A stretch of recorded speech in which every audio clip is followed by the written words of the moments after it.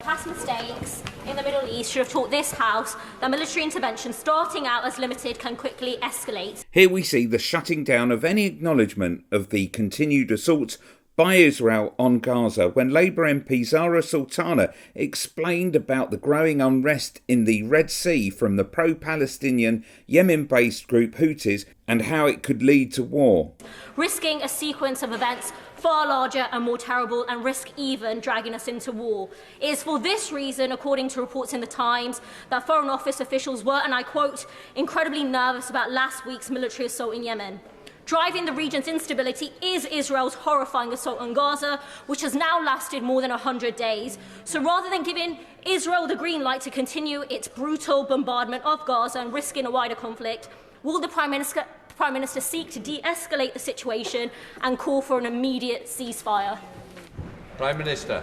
Perhaps the Honourable Lady would do well to call on Hamas and the Houthis to de-escalate the situation. What a lame reply. It seems that Rishi hasn't listened to anything at all, but the assumptions and the lack of hearing continued with Tory MP Andrew Percy. Thank you, Mr. Speaker. Too many people give a free pass to the terrorists who perpetrated the worst murder of Jews, and we've just seen an example of that, just as we saw examples of that on our streets. Instead of looking to resolve the issue and gain peace, it appears that some people, in their hurry to take a position, need to cast anybody who doesn't support it 100% as being against them.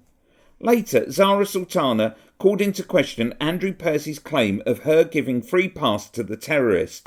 Order, Mr. Deputy Speaker, and in line with the House's rules, I informed the member in question that I would be referencing him. In the previous statement, the member for Brigg and Goole implied that I had just, and I quote, given a free pass to the terrorists who carried out the October the 7th attack. Mr. Deputy Speaker, that claim is grotesquely untrue. My question to the Prime Minister in no way had that implication. I was calling for a de-escalation in the region and for an immediate ceasefire, and his accusation is absolutely untrue. In this House and elsewhere, I have repeatedly condemned the actions of Hamas and called for the release of all hostages. Moreover, the member's gross accusation is playing to a racist trope, implying that because I am a Muslim, I support Hamas. So with rising Islamophobia and racist tropes asking British Muslims to prove their loyalty, can I ask you for guidance on how to get a full retraction and apology from the member for Brigg and Goole? Let's see what he says. Point of order, Andrew Percy. As loath as I am to engage in this silliness, let me be absolutely clear.